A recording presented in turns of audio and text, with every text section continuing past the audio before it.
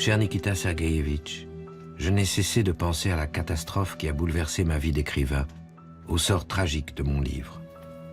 Il y a dans mon livre des pages pleines d'amertume et de douleur, tournées vers notre passé récent, les événements de la guerre. Elles ne sont peut-être pas faciles à lire. Croyez-moi, il ne m'a pas été facile non plus de les écrire. Février 1962. Vassili Grossman écrit à Nikita Khrouchtchev, premier secrétaire du Parti communiste d'Union soviétique. Il lui demande la liberté pour son roman « Vie et destin », saisi quelque temps plus tôt chez lui par le KGB. Pourquoi ce livre qui ne contient ni mensonge ni calomnie, mais seulement la vérité, la douleur, l'amour des hommes? M'a-t-il été confisqué par des moyens de violence administrative? Pourquoi l'a-t-on séquestré comme s'il s'agissait d'un criminel, d'un assassin? Je vous prie de rendre la liberté à mon livre afin que je puisse en parler avec des éditeurs et non avec des agents du KGB. Dans cette immense fresque qui va marquer l'histoire de la littérature du XXe siècle, Vassili Grossman écrit le dévoiement des idéaux de la révolution de 1917, les totalitarismes de Staline et d'Hitler, l'extermination des Juifs, Stalingrad et le fracas de la Seconde Guerre mondiale. Un roman qui définit la liberté comme idéal suprême, un roman dangereux pour le Kremlin et qui va connaître un destin exceptionnel. Ma liberté physique n'a aucun sens, elle n'est que mensonge, car le livre auquel j'ai consacré ma vie se trouve, lui, emprisonné. Je vous prie de rendre la liberté à mon livre. Avec mon profond respect, Vassili Grossman.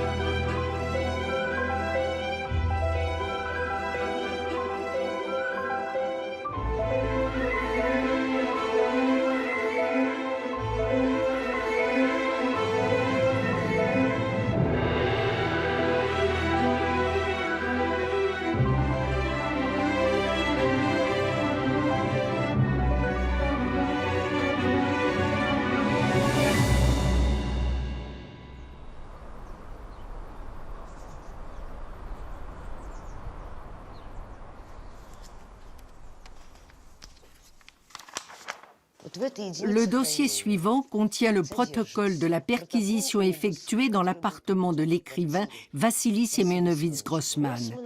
Il est daté du 14 février 1961. Lors de la perquisition, le manuscrit de son roman « Vie et destin » est arrêté. La perquisition a été effectuée dans ce but.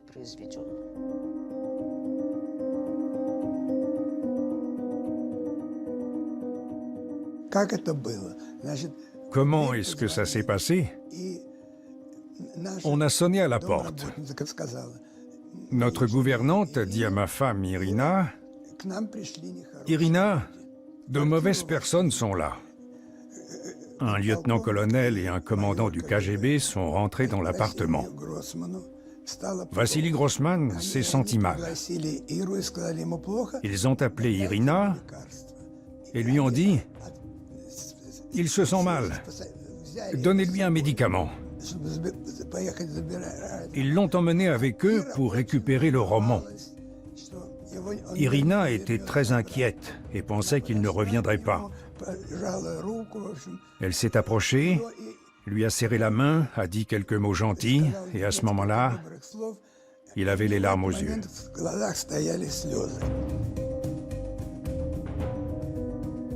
Quelques heures plus tard, Vassili Grossman est de retour chez lui, libre.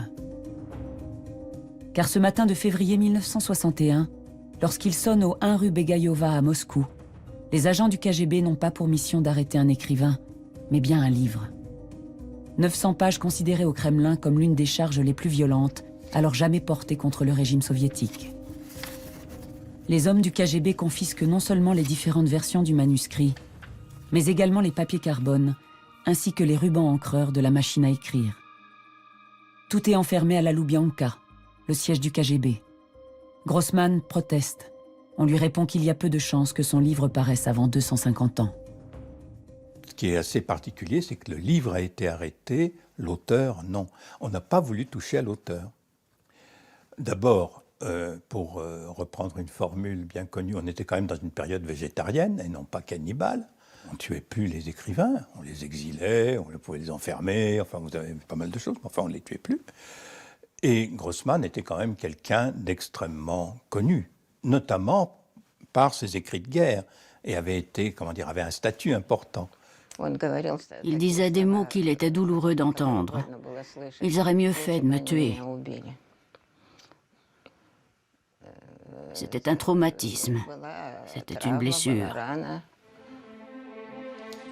Cher Nikita Sergueïevitch, Désespéré, il écrit à Nikita Khrouchtchev, premier secrétaire du Parti communiste d'Union soviétique. auquel j'ai consacré ma vie, se trouve, lui, emprisonné.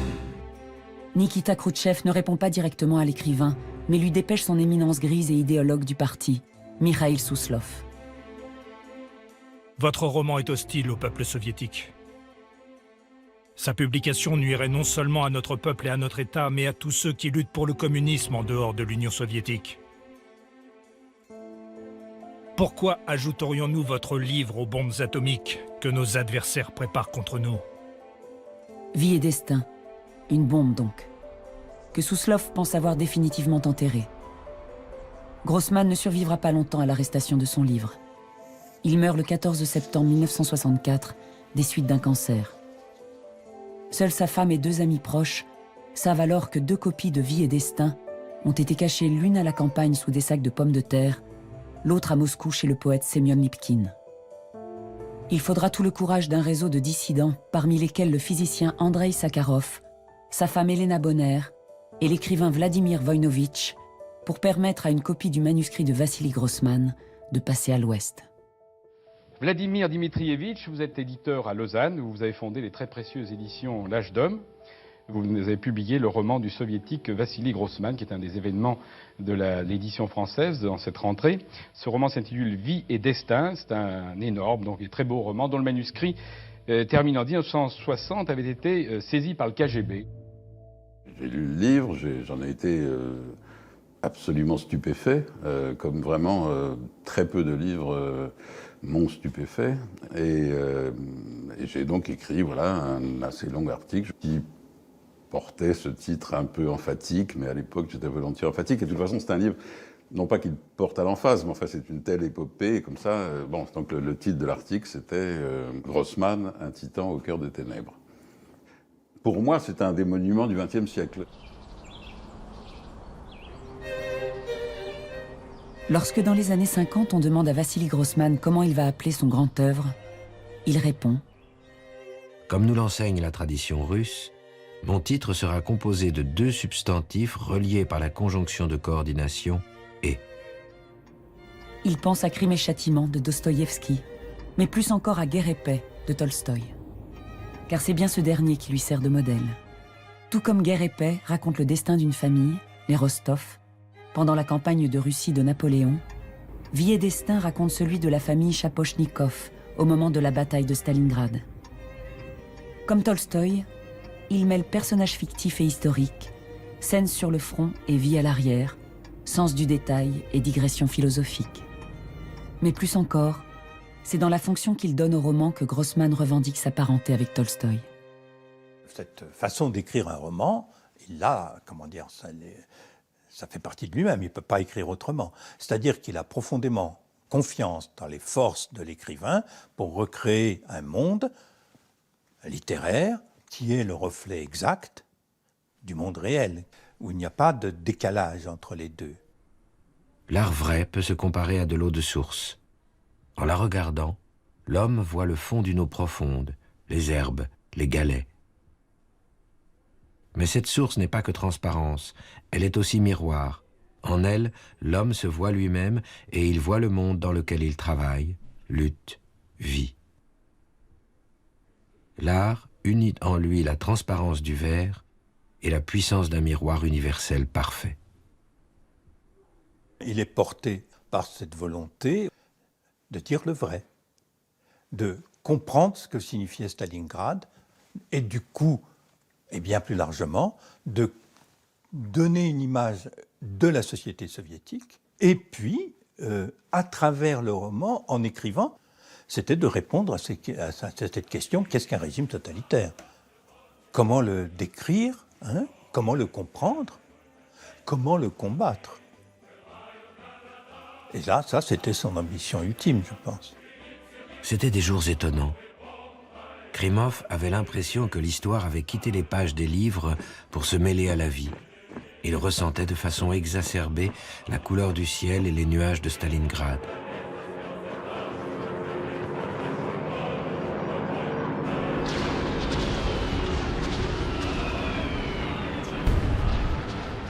Vie et destin s'articulent autour de la bataille de Stalingrad entre 1942 et 1943, mais ne s'y résument ni dans l'espace, ni dans le temps. Les paysages qu'il embrasse sont vastes. Les hommes et femmes auxquels il s'attache sont nombreux et divers, russes pour la plupart, allemands pour certains. Ils sont physiciens, commissaires politiques, soldats, médecins, prisonniers. Ils vivent ou survivent dans les ruines de Stalingrad, les chantiers du Goulag, dans les plaines Kalmouk ou les ghettos d'Ukraine. Un livre écrit à hauteur d'homme, où chacun a droit à l'attention de l'écrivain. C'est toujours du concret, de l'incarné, du charnel de l'individu, quoi, dans Grossman. Quand le colonel, là, Novikov, il voit sortir son régiment de chars, ils vont vers Stalingrad, il sort d'une forêt où ils étaient stationnés, et il regarde passer les chars un à un. Et pourtant, un régiment de chars, c'est pas ce qu'on peut imaginer comme plus représentatif de l'individu. Et justement, si, il dit, voilà, il regarde les types qui sont sur la tourelle de leurs chars, là, et il dit, chacun avait forcément une pensée différente. Un tankiste chantonne. Un autre, les yeux mi-clos, est plein d'effroi et de pressentiments funestes. Le troisième pense à sa maison. Le quatrième mâche du pain et du saucisson et pense à son saucisson. Le cinquième, la bouche ouverte, cherche à identifier un oiseau sur un arbre. Il croit reconnaître une huppe. Le sixième se demande avec inquiétude s'il n'a pas vexé son copain la veille en lui répondant grossièrement. Le septième, plein de colère fielleuse et de rancune, rêve de casser la gueule de son ennemi, le chef du T-34 qui roule devant lui. Le huitième compose un poème, Les adieux à la forêt automnale. Ce qui aussi en fait un livre beaucoup plus bouleversant que beaucoup d'autres, c'est que cette révélation de ce qu'est le totalitarisme n'est pas donnée d'un seul coup. Et comme Grossman lui-même ne l'a pas compris tout de suite, il a été d'abord un bon écrivain soviétique.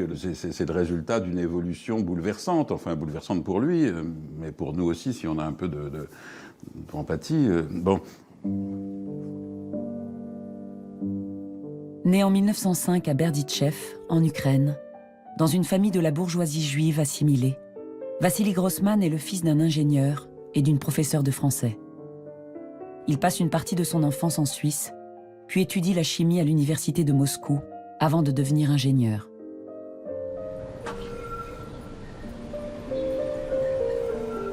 Il publie ses premiers ouvrages de fiction dans les années 30. L'écrivain croit alors avec sincérité dans la force émancipatrice de la Révolution, et ses écrits s'inscrivent parfaitement dans la ligne idéologique du parti. Après l'écriture du roman dans la ville de Berditchev, Maxime Gorky l'a fait venir à sa datcha et lui a dit « Arrêtez votre métier d'ingénieur, devenez écrivain professionnel. »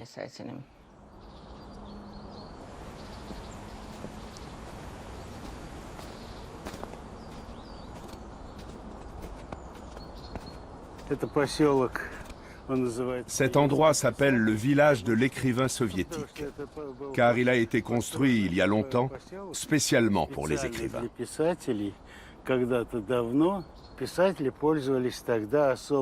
À cette époque, les écrivains étaient respectés et bénéficiaient de l'attention du pouvoir, car leur rôle était de glorifier l'État soviétique. J'ai écrit un récit qui s'appelle La Chapka. J'y raconte comment les écrivains les plus appréciés par le régime ont droit à des chapkas à base de fourrure de rat musqué ou de biche, d'autres à de la fourrure de loup ou de mouton. Et pour les écrivains considérés comme mineurs, on leur donne de la fourrure de lapin. Mon personnage n'a droit qu'à une fourrure de chat. Voilà.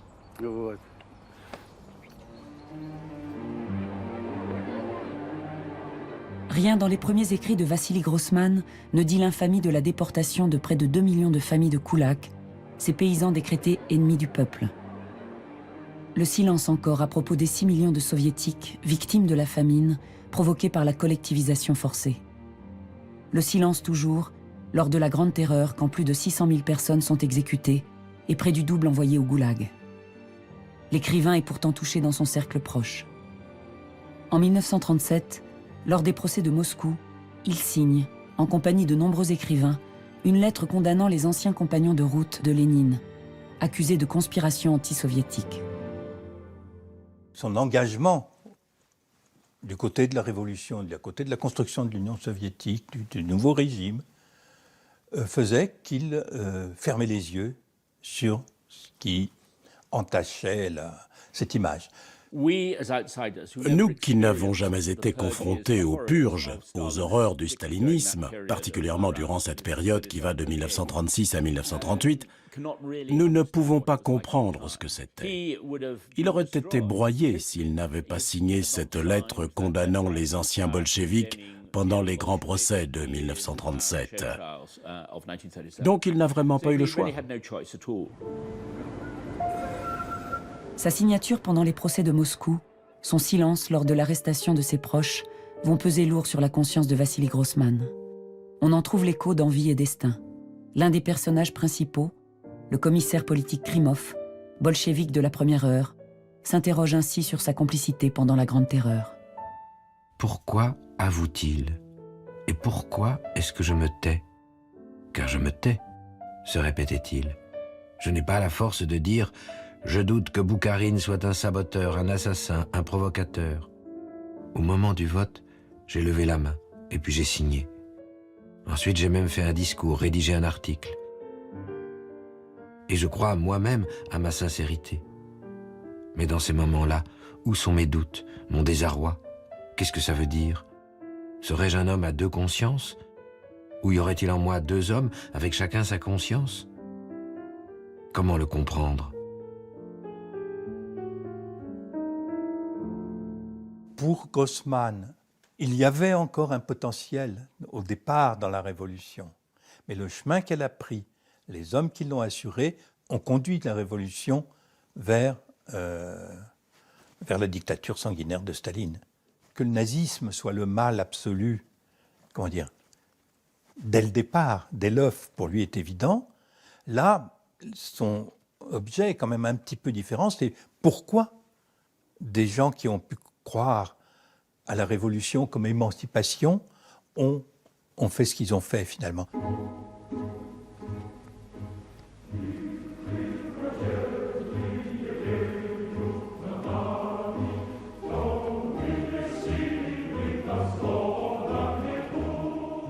Pour l'écrivain, l'esprit de la Révolution a disparu, laissant pour seul horizon l'État parti, ce monstre aux yeux clairs, comme il l'appelle. Un monstre qui dévore ses propres enfants. Le commissaire politique Krimov devient à son tour la proie de la machine totalitaire. Il est arrêté, enfermé à la Loubianka, jugé. Krimov bondit, saisit le juge d'instruction par sa cravate et frappa du poing sur le bureau. À l'intérieur du téléphone, il y eut un cliquetis et un tressaillement. Il se mit à crier d'une voix perçante. « Espèce d'enfant de pute, de salaud, où étais-tu pendant que je menais les gens au combat, en Ukraine? Et c'est moi qui n'ai rien fait pour le parti? C'est peut-être toi, gueule de flic, qui a défendu la patrie soviétique ici à la Loubianka? Et moi, à Stalingrad, je ne luttais pas pour notre cause? C'est peut-être toi qui as failli être pendu à Shanghai? À toi, ordure, qu'un gars de Kolchak a logé une balle dans l'épaule gauche ?» Alors on le battit, mais pas de façon primitive, sur la gueule comme à la section spéciale du front, d'une façon raffinée, scientifique. On sentait des connaissances en physiologie et en anatomie.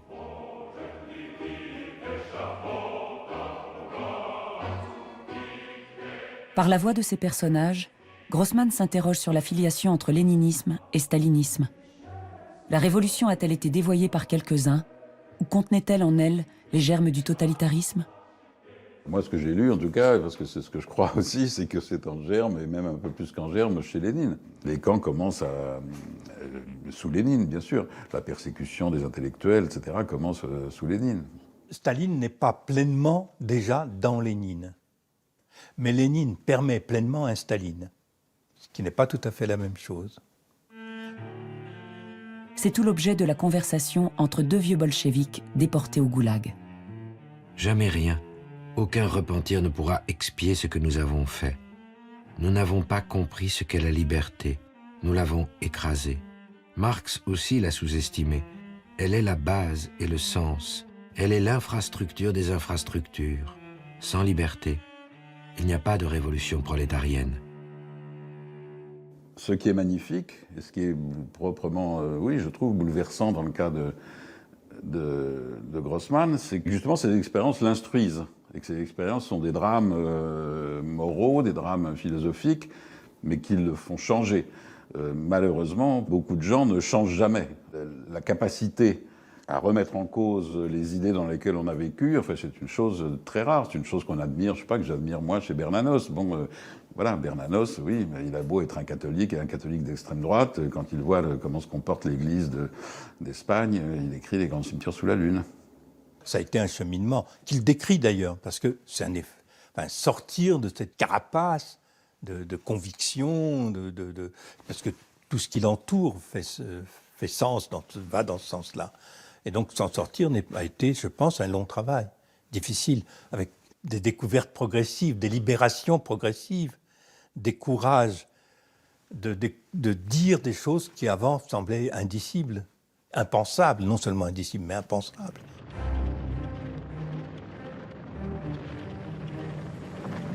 Le premier acte de ce bouleversement de la vie et de la pensée de Vassili Grossman se joue en juin 1941, avec l'invasion de l'Union soviétique par les Allemands. Il se porte volontaire auprès de l'Armée rouge et devient correspondant pour le journal de l'armée Krasnaya Zvezda, l'Étoile rouge.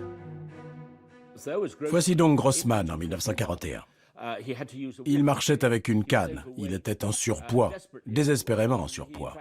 Il avait l'air si âgé, même s'il n'avait pas 40 ans, que les filles de l'appartement d'à côté l'appelaient oncle. Étant arrivé sur le front en surpoids, sans aucun savoir, il a appris plus vite que n'importe qui.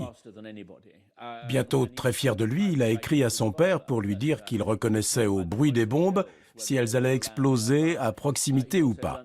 Il a aussi appris à tirer au pistolet, et il était très content de battre ses camarades au tir. Il a commencé bientôt à se voir comme un vrai frontovique, un soldat du front.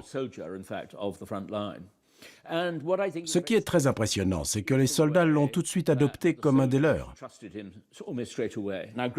Grossman a passé près de 1000 jours sur le front, plus que l'équivalent de 3 ans sur les 4 ans de guerre.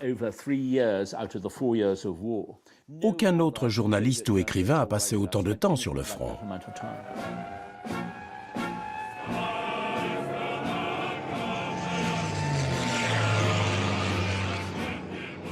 En août 1942, il rejoint Stalingrad, la ville martyre.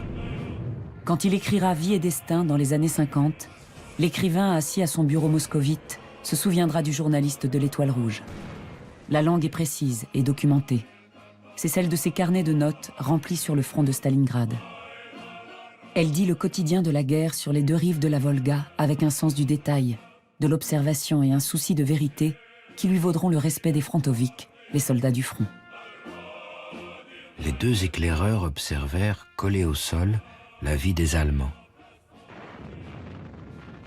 Un des soldats avait déboutonné sa vareuse, avait passé un mouchoir à carreaux rouges dans le col de sa chemise et se rasait. Seriosha entendait la barbe dure et poussiéreuse crisser sous la lame du rasoir. Un autre était en train de manger dans une petite boîte de conserve plate. Durant un bref mais interminable instant, Seriosha regarda cette large face concentrée sur son plaisir. L'officier remontait son bracelet-montre. Seriosha fut pris de l'envie de lui demander doucement, pour ne pas lui faire peur, « Eh, dites donc, quelle heure est-il » Klimov dégoupilla une grenade et la lança au fond du trou. Les Allemands étaient morts, comme si quelques secondes auparavant, ils n'avaient pas été vivants. Je pense qu'aujourd'hui, tout le monde est d'accord pour dire que Stalingrad a été le tournant psychologique de la guerre. La bataille envoyait un message au monde que ce retournement de la situation, avec l'armée rouge reprenant à son compte la tactique d'encerclement des Allemands, signifiait que la machine allemande s'essoufflait et qu'elle n'était plus capable de tout détruire sur son chemin. Et cela a produit un message d'espoir au monde. C'est Pablo Neruda écrivant ainsi son chant d'amour à Stalingrad.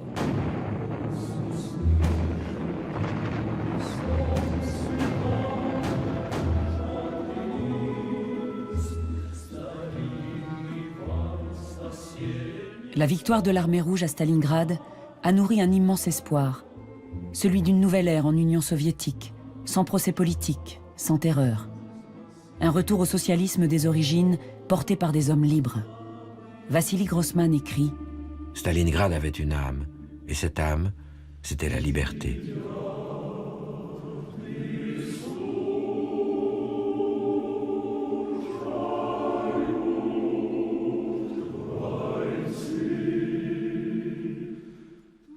Il fait partie de ces assez nombreux Russes qui ont cru que les sacrifices immenses déployés pendant la guerre, l'héroïsme du peuple, vaudrait à ce peuple une certaine liberté après. Bon, et il a constaté que non, pas du tout. Je veux dire, Staline, ça continuait après comme avant.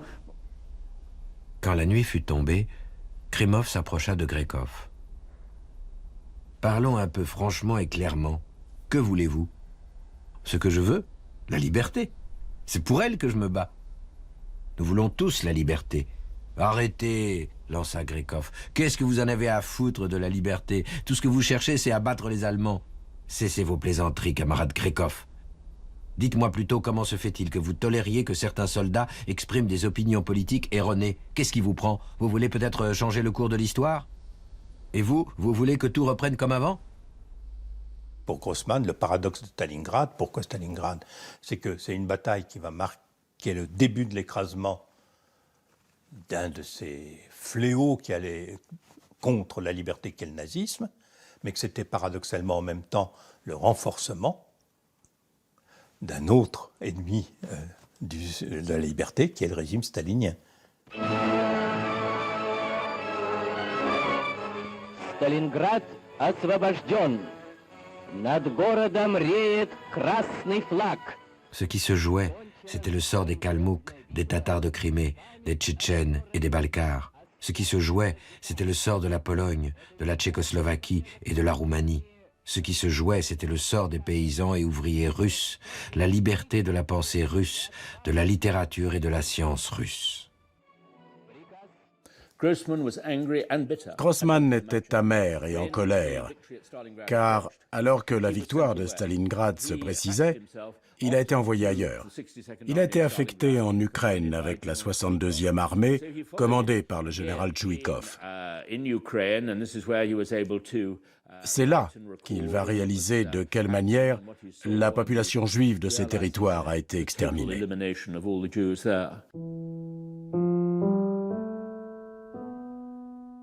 Il pénètre à Kiev en novembre 1944 et découvre comment les Allemands ont assassiné toute la population juive de la ville. 34 000 personnes tuées en 2 jours dans les ravins de Babi Yar. Berdichev, où il est né et où habitait sa mère, n'est qu'à quelques kilomètres de là. Il écrit à son père « Je vais aujourd'hui à Berdichev. J'ai sur le cœur un poids affreux. » Il apprend de la bouche des rares survivants dans quelles conditions sa mère et les 30 000 juifs de la ville ont été abattus le 15 septembre 1941. Je suis sûre, Vitya, que cette lettre te parviendra, bien que je sois derrière la ligne du front et derrière les barbelés du ghetto juif. Je ne recevrai pas ta réponse, car je ne serai plus de ce monde. Je veux que tu saches ce qu'ont été mes derniers jours. Il me sera plus facile de quitter la vie à cette idée. Il est difficile, Vitya, de comprendre réellement les hommes. Les Allemands sont entrés dans la ville le 7 juillet. Le terrible destin d'Ekaterina Grossman s'incarnera dans le roman dans le personnage d'Anna Strum. Quelques jours avant d'être assassinée par les Einsatzgruppen, elle écrit à son fils une dernière lettre. Ce même matin, on m'a rappelé ce que j'avais eu le temps d'oublier pendant les années de pouvoir soviétique.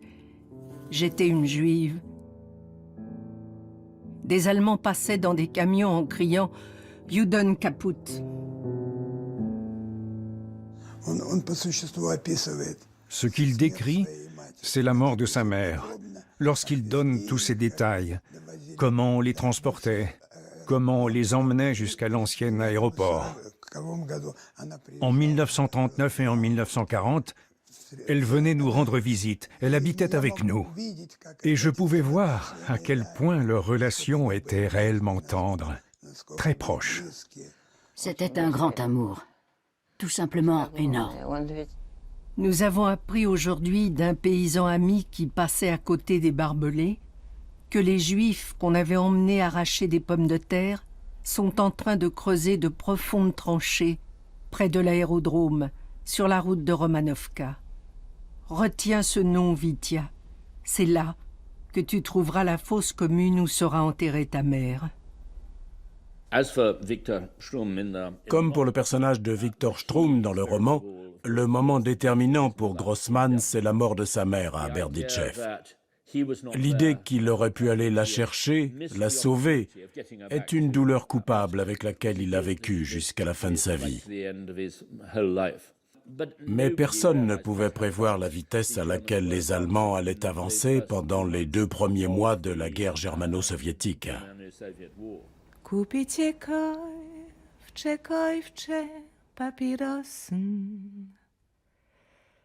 On dit que les enfants sont notre avenir.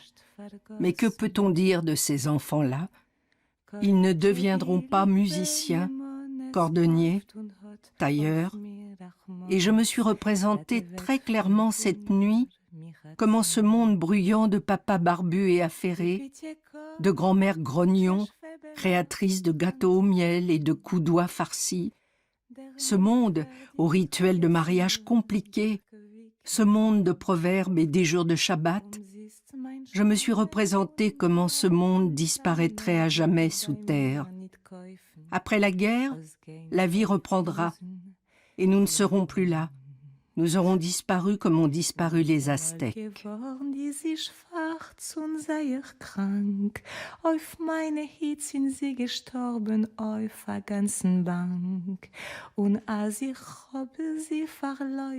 Quelque temps après la mort de Vassili Grossman, sa femme trouvera dans ses affaires personnelles 2 lettres écrites par l'écrivain à sa mère, par-delà la mort.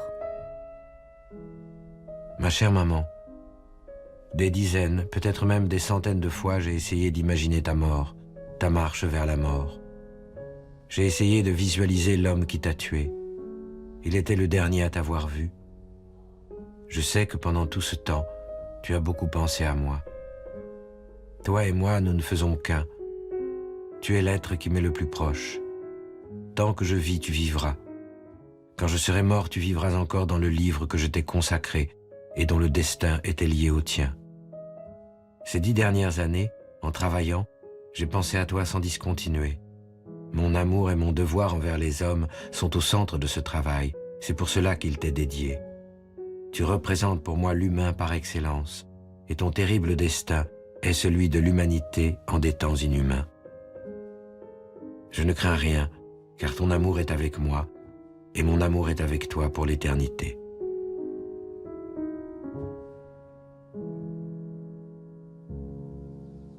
Après l'Ukraine, l'écrivain continue sa progression avec l'Armée rouge.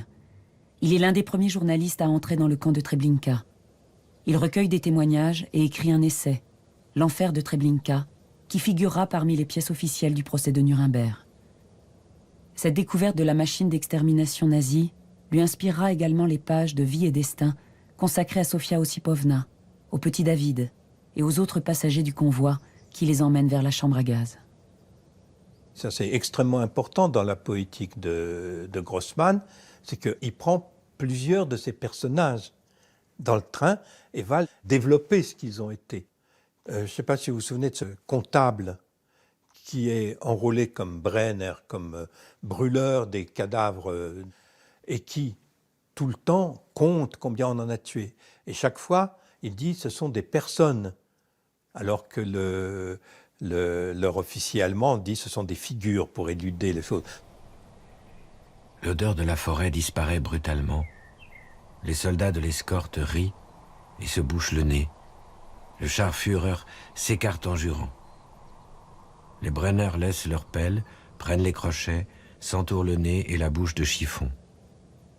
Bonjour grand-père, vous allez voir encore une fois la lumière du jour. Que vous êtes lourd. Une mère et 3 enfants, 2 garçons. L'aîné devait aller à l'école. La fille doit être de 39. Elle était atteinte de rachitisme. Ne te cramponne pas comme ça à ta mère, mon petit. Elle ne partira pas. Combien de figures ? Crie le Scharführer de loin. 19. Et doucement, pour lui-même, 19 personnes de tuées.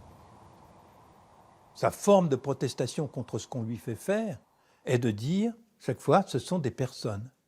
Et bien sûr, là, c'est en plein, de façon frontale, l'humanisme de Grossman. C'est-à-dire que ce qui est important, c'est la personne, c'est l'être humain.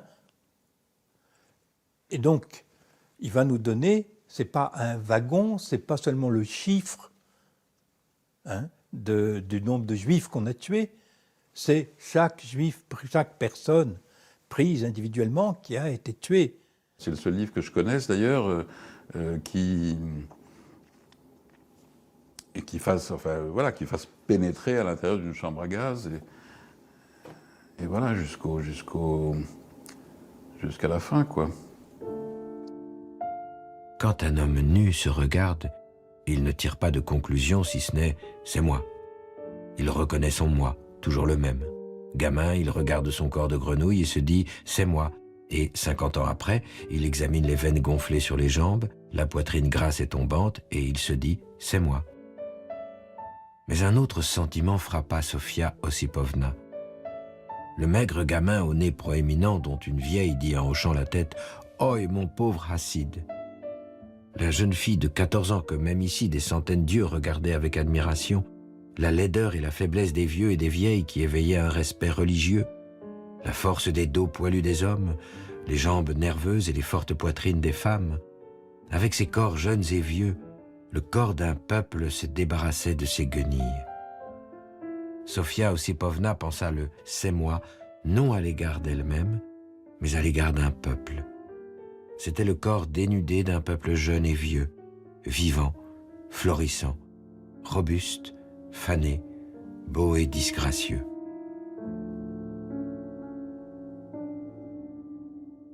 Donc, il va découvrir, en même temps, puisque c'était un juif parfaitement assimilé, pour qui le problème n'existait pas d'être juif ou pas. Je veux dire, il était un homme de culture russe et vivant en Union soviétique, point. Comme beaucoup d'autres, je veux dire, ce n'est pas du tout un cas exceptionnel, loin de là. Devant cela, donc devant cette extermination, bien sûr, il commence à se repenser en tant que juif. Je ne me suis jamais sentie juive, écrit Anna Strum dans sa dernière lettre à son fils. Et pourtant, en ces jours terribles, mon cœur s'est empli d'une tendresse maternelle pour le peuple juif. La redécouverte de sa judéité va se heurter de plein fouet à l'antisémitisme qui se développe alors au plus haut sommet de l'État et qui va atteindre son apogée pendant la campagne anticosmopolite. L'évocation de l'Holocauste est pratiquement, pas totalement, mais enfin est pratiquement interdite dans les années 50. L'explication officielle, si l'on veut, de ce silence c'est que ça serait faire preuve de nationalisme que de mettre en avant le destiné d'une des composantes de la société soviétique. Et donc ce sont les soviétiques, globalement, qui ont souffert de l'occupation nazie. Donc il y a un silence quasiment total, pas tout à fait, mais enfin quasiment total, sur l'Holocauste dans sa spécificité. Ça nous amène au destin d'un livre auquel Grossman a beaucoup participé, dans lequel il a mis beaucoup de lui-même, à savoir le livre noir, qui devait retracer, décrire le sort fait aux Juifs sur les territoires occupés par l'occupant nazi. Livre qui devait être composé de témoignages réécrits, etc., que Ehrenburg lui-même devait faire. Et c'était le comité juif antifasciste qui en était le maître d'œuvre. Et quand commence la campagne anti-cosmopolite, on tue le dirigeant de ce comité qui est le grand acteur et metteur en scène Michoels. Et on réduit peu à peu le livre et finalement il ne sera pas publié. Donc Grossman s'est heurté en plein avec cet interdit, puisque son travail a été là interdit. L'impossibilité de dire au monde l'extermination des Juifs, l'assassinat de sa mère et la confiscation de la victoire de Stalingrad par le tyran agissent comme de puissants révélateurs. L'écrivain socialiste cède la place à l'un des témoins les plus lucides du XXe siècle. Grossman dit à son ami Lipkin, en citant Tchekhov, « Il est temps de se débarrasser de l'esclave qui est en nous. » Cette libération s'effectue entre les 2 tomes de sa dilogie consacrée à Stalingrad. Pour une juste cause, le premier tome, se situe encore dans la littérature acceptable pour le régime. Le 2e tome, Vie et destin, est achevé en 1960. Le totalitarisme, la découlakisation, l'assassinat de la liberté, la terreur. Tout ce qui la tue jusqu'alors, il l'écrit dans Vie et destin. Une des propriétés les plus extraordinaires de la nature humaine qu'ait révélée cette période est la soumission. Et ce ne furent pas des dizaines de milliers, ni même des dizaines de millions, mais d'énormes masses humaines qui assistèrent sans broncher à l'extermination des innocents. Ils ne furent pas seulement des témoins résignés. Quand il le fallait, ils votaient pour l'extermination. Ils marquaient d'un murmure approbateur leur accord avec les assassinats collectifs. Cette soumission nous révèle l'existence d'un nouveau et effroyable moyen d'action sur les hommes. La violence et la contrainte exercées par les systèmes sociaux totalitaires ont été capables de paralyser dans des continents entiers l'esprit de l'homme.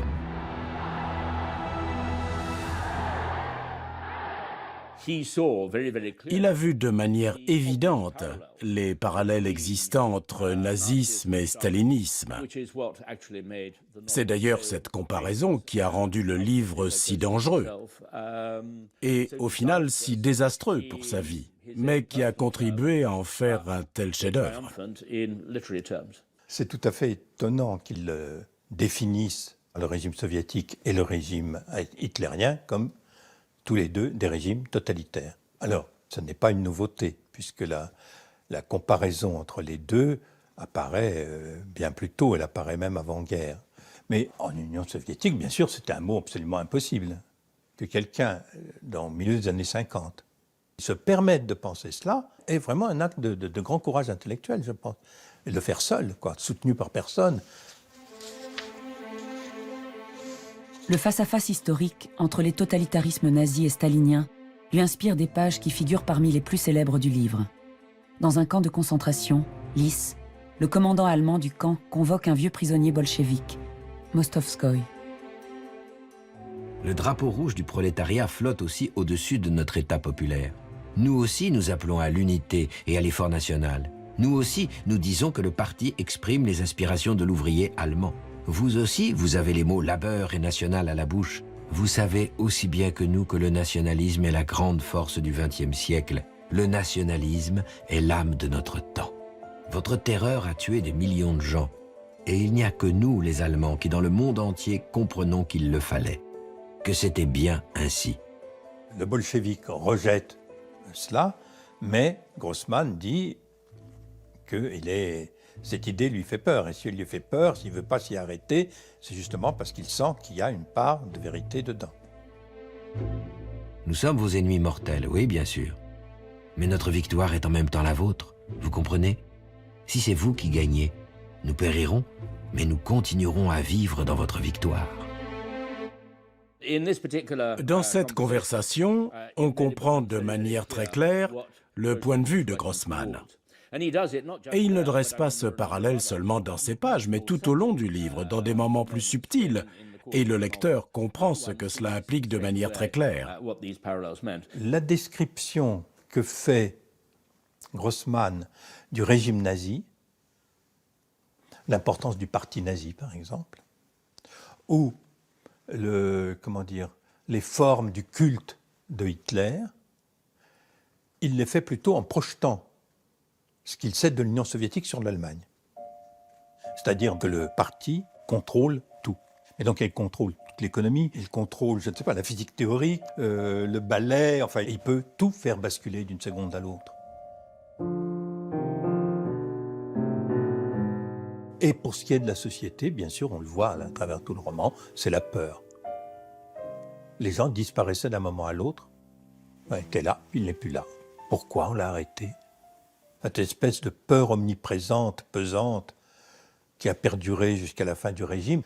Et d'ailleurs, on voit aujourd'hui des renaissances de cette peur, dans d'autres conditions, on pourrait s'étonner, mais ça a à ce point marqué la société, ou on peut dire ça a à ce point détruit cette société, qu'on la voit tout le temps réapparaître, réapparaître et réapparaître.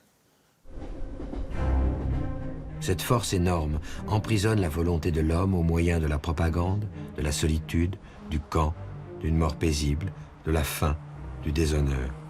Mais dans chaque pas que fait l'homme sous la menace de la misère, de la faim, du camp et de la mort, se manifeste en même temps que la nécessité, le libre arbitre de l'homme. Il donne d'autant plus d'importance à la résistance individuelle, au rôle de la personne, qu'il ne voit pas de solution politique globale pour un changement de ce régime. Parmi les personnages qui se dressent contre la monstruosité totalitaire, il y a un homme, Ikonikov. Prisonnier dans un camp de concentration, il choisit de mourir plutôt que de participer à la construction d'une chambre à gaz. Méprisé à part égale par les nazis et les bolcheviks pour ses idées humanistes, Ikonikov condamne les grandes idéologies religieuses, sociales ou politiques qui agissent au nom d'un bien qu'elle considère supérieur à l'homme.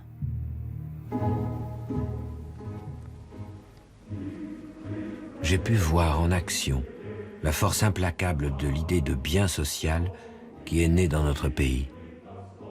Je l'ai vu au cours de la collectivisation totale. Je l'ai vu encore une fois en 1937. J'ai vu qu'au nom d'une idée du bien aussi belle et humaine que celle du christianisme, on exterminait les gens. J'ai vu des villages entiers mourant de faim. J'ai vu en Sibérie des enfants de déportés mourant de froid dans la neige. J'ai vu les convois qui emmenaient en Sibérie des centaines et des milliers de gens dont on avait dit qu'ils étaient les ennemis de la grande et lumineuse idée du bien social. Cette grande et belle idée tuait sans pitié les uns, brisait la vie des autres. Elle séparait les femmes et les maris. Elle arrachait les pères à leurs enfants. Pour Grossman, la seule solution pour l'individu pris au piège du totalitarisme est de s'accrocher à son humanité et à son individualité autant qu'il le peut. Dans son rejet des grandes doctrines, dangereuses pour lui, il y a l'être humain dans sa nudité, je dirais presque, avec ce qui est impondérable chez lui, qui peut se manifester, il insiste sur le fait, par la petite bonté individuelle et irrationnelle. C'est ainsi qu'il existe, à côté de ce grand bien si terrible, la bonté humaine dans la vie de tous les jours. C'est la bonté d'une vieille qui, sur le bord de la route, donne un morceau de pain à un bagnard qui passe. C'est la bonté d'un soldat qui tend sa gourde à un ennemi blessé. La bonté de la jeunesse qui a pitié de la vieillesse. La bonté d'un paysan qui cache dans sa grange un vieillard juif. Cette bonté privée d'un individu à l'égard d'un autre individu est une bonté sans témoin, une petite bonté sans idéologie. On pourrait la qualifier de bonté sans pensée. La bonté des hommes hors du bien religieux ou social. Elle est, cette bonté folle, ce qu'il y a d'humain en l'homme. C'est aussi simple que ça, c'est qu'on peut être bon. Et que dès lors qu'on est bon, qu'on a le courage d'être bon, eh bien, on n'est pas écrasé par la machine totalitaire, on n'est pas domestiqué complètement. Voilà. Moi, je trouve cette leçon grande. Plus les ténèbres du fascisme s'ouvrent devant moi, plus je vois clairement que l'humain continue invinciblement à vivre en l'homme, même au bord de la fosse sanglante, même à l'entrée de la chambre à gaz. J'ai trempé ma foi dans l'enfer. Si encore maintenant l'humain n'a pas été tué en l'homme, alors jamais le mal ne vaincra. C'est un livre très optimiste, curieusement, alors qu'il se déroule sur un fond si atroce. Voilà, il existe toujours la possibilité d'être un homme libre.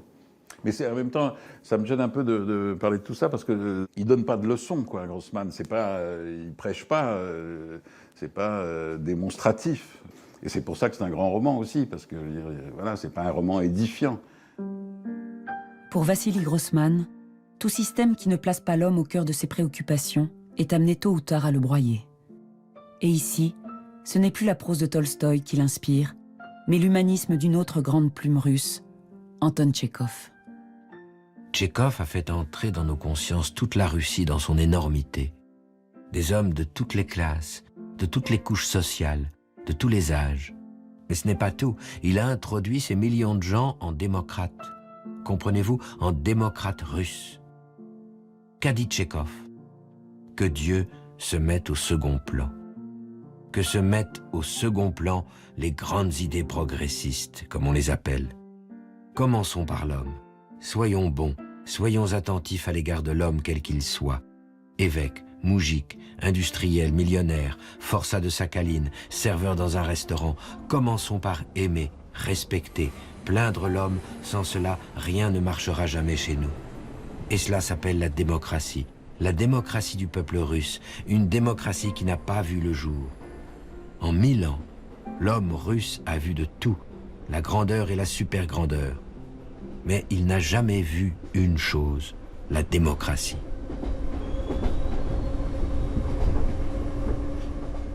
Si je devais dire à quelqu'un de jeune maintenant, enfin conseiller un livre qui lui apprenne un peu ce qu'a été l'histoire du XXe siècle et qui lui apprenne aussi qu'est-ce que ça peut être que l'humanité face au totalitarisme, eh bien c'est certainement ce livre-là que je conseillerais. Et il me semble qu'avec ça, l'éducation politique et philosophique de cette personne serait à peu près faite, quoi.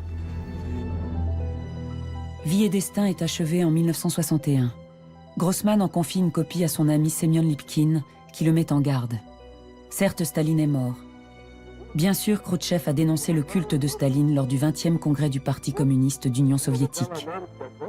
Mais il se trompe lourdement s'il pense que le climat politique a assez changé pour permettre la parution de son livre.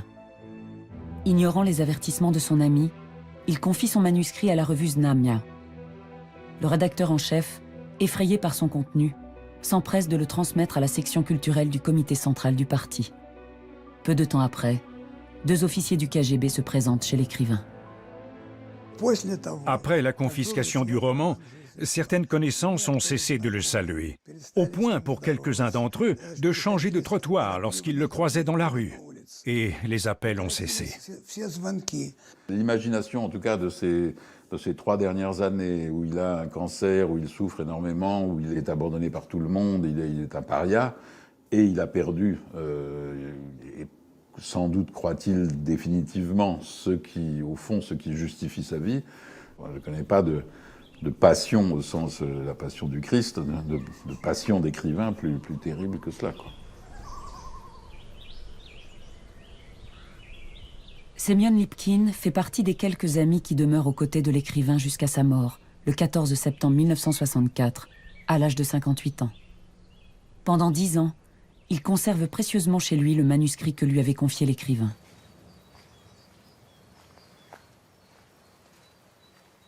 Semyon Lipkin était mon voisin. Il se promenait régulièrement en face de l'immeuble où j'habitais. Un jour, je vois qu'il m'observe étrangement. Il me dit « Oui, vous savez, j'ai là un manuscrit. » Je lui ai répondu « Grossman ?» Il sursaute et me dit « Comment avez-vous deviné ?» Je savais que le manuscrit avait été saisi, mais je n'avais jamais cru que tous les exemplaires avaient disparu. Au début des années 70, Vladimir Voïnovitch est alors lui-même un écrivain en délicatesse avec le régime. Auteur d'une satire publiée sous le manteau, il est proche des milieux dissidents. Après un certain temps, Lipkin a apporté un cartable avec le manuscrit qui était épais, près de 1000 pages, 990 et quelques. J'ai décidé qu'il fallait le photographier et le transmettre en Occident sous forme de pellicule. Je me suis demandé à qui je pouvais faire confiance, et puis j'ai pensé à Sakharov et à sa femme Elena Bonner. Sakharov avait cette renommée internationale qui empêchait le KGB de rentrer chez lui. Pour toutes ces raisons, je leur ai apporté le manuscrit. Après plusieurs tentatives infructueuses, le microfilm du manuscrit parvient finalement à passer à l'Ouest, où il est publié par les éditions L'Âge d'Homme, d'abord en Suisse en 1980, puis en France. Il ne paraît en URSS que 8 ans plus tard, 1 an avant la chute du mur de Berlin. Enfin, en juillet 2013, les services secrets remettent aux archives russes le manuscrit original de Vie et Destin, confisqué 50 ans plus tôt, un matin de février chez Vassili Grossman. Je dis rarement que je suis fier de quelque chose, mais en l'occurrence, j'étais fier de mon rôle, d'avoir permis de sauver ce roman. Parce que je respectais et j'aimais beaucoup Grossman, l'écrivain. Parce que moi-même, je me battais contre le KGB, et de manière générale contre le régime soviétique, qui voulait éliminer tout ce qu'il y avait de vivant dans la littérature.